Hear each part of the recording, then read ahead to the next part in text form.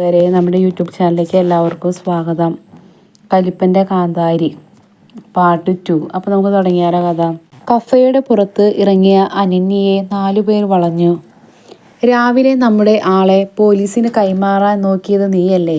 ഒരാൾ ദേഷ്യത്തോടെ ചോദിച്ചു. അനന്യ ഒട്ടും പേടിച്ചില്ല. തെറ്റ് ചെയ്യുന്നവരെ പിടിക്കാനാണ് ശ്രമിച്ചത്. അതിൽ എന്താണ് തെറ്റ്? അവരിൽ ഒരാൾ അവളുടെ നേരെ നടന്നു. അനന്യ പിന്നോട്ട് മാറിയില്ല. പെട്ടെന്ന് പോലീസ്, ആരും അനങ്ങരുത്. ആ ശബ്ദം കേട്ടതും എല്ലാവരും തിരിഞ്ഞു നോക്കി. ഋഷിവർമ്മയും അഖിലും പോലീസുകാരുമായി അവിടേക്ക് ഓടിയെത്തി. ഗുണ്ടകൾ ഓടാൻ ശ്രമിച്ചു. അഖിൽ, ഒരാളെയും വിടരുത്, ഋഷി ഉറക്കെ പറഞ്ഞു. കുറച്ച് മിനിറ്റുകൾക്കുള്ളിൽ 2 ഗുണ്ടകളെ പോലീസ് പിടിച്ചു. പക്ഷേ 2 പേർ അനന്യയെ പിടിച്ച് ഒരു ഇടവഴിയിലേക്ക് വലിച്ചിഴച്ചു.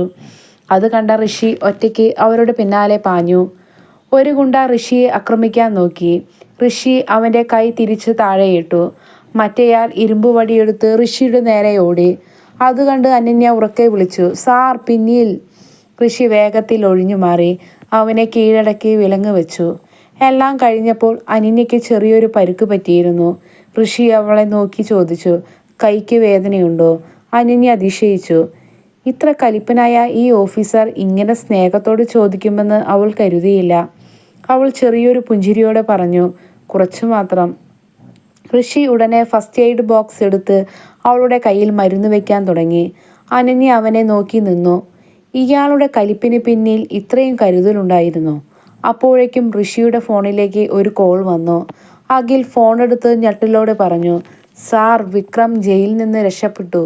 ഋഷിയുടെ മുഖം വീണ്ടും ഗൗരവമായി. എന്താണ് അഖിൽ? സാർ, വിക്രം ജയിലിൽ നിന്ന് രക്ഷപ്പെട്ടു. ഒരു നിമിഷം എല്ലാവരും നിശബ്ദരായി. ഋഷി അനന്യയെ നോക്കി. ഇനി മുതൽ ഒറ്റയ്ക്ക് എവിടെയും പോകരുത്. അനന്യ ചിരിച്ചുകൊണ്ട് പറഞ്ഞു, എനിക്ക് എന്നെ നോക്കാൻ അറിയാം സാർ.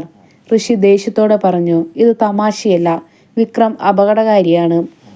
അവൻ്റെ ശബ്ദത്തിലെ കരുതൽ അനന്യ ആദ്യമായി മനസ്സിലാക്കി. അതേസമയം നഗരത്തിന് പുറത്തുള്ള ഒരു പഴയ ഗോഡൌണിൽ വിക്രം തൻ്റെ ആളുകളുമായി ഇരിക്കുകയായിരുന്നു. മേശപ്പുറത്ത് ഋഷിയുടെ ഫോട്ടോ, അതിനടുത്ത് അനന്യയുടെ ഫോട്ടോ. വിക്രം ചിരിച്ചു. ഋഷി, നിന്നെ നേരിട്ട് തോൽപ്പിക്കാൻ പറ്റില്ല. പക്ഷേ നിനക്ക് ഏറ്റവും വിലപ്പെട്ട ആളിലൂടെ ഞാൻ നിന്നെ തകർക്കും. മറുദിവസം അനന്യ ഓഫീസിലേക്ക് പോകുമ്പോൾ സ്കൂട്ടി സ്റ്റാർട്ടാകുന്നില്ല. അവൾ വീണ്ടും ശ്രമിച്ചിട്ടും സ്റ്റാർട്ടായില്ല. അപ്പോഴാണ് ഒരു കറുത്ത കാർ അവളുടെ മുന്നിൽ നിർത്തിയത്. അകത്തിരുന്ന ഒരാൾ പറഞ്ഞു, മാഡം, ലിഫ്റ്റ് വേണോ? അനന്യയ്ക്ക് എന്തോ സംശയം തോന്നി. അവൾ പിന്നോട്ട് മാറി. അപ്പോഴേക്കും ഒരു പോലീസ് ജീപ്പ് വേഗത്തിൽ അവിടെ എത്തി. ജീപ്പിൽ നിന്നിറങ്ങിയത് ഋഷി.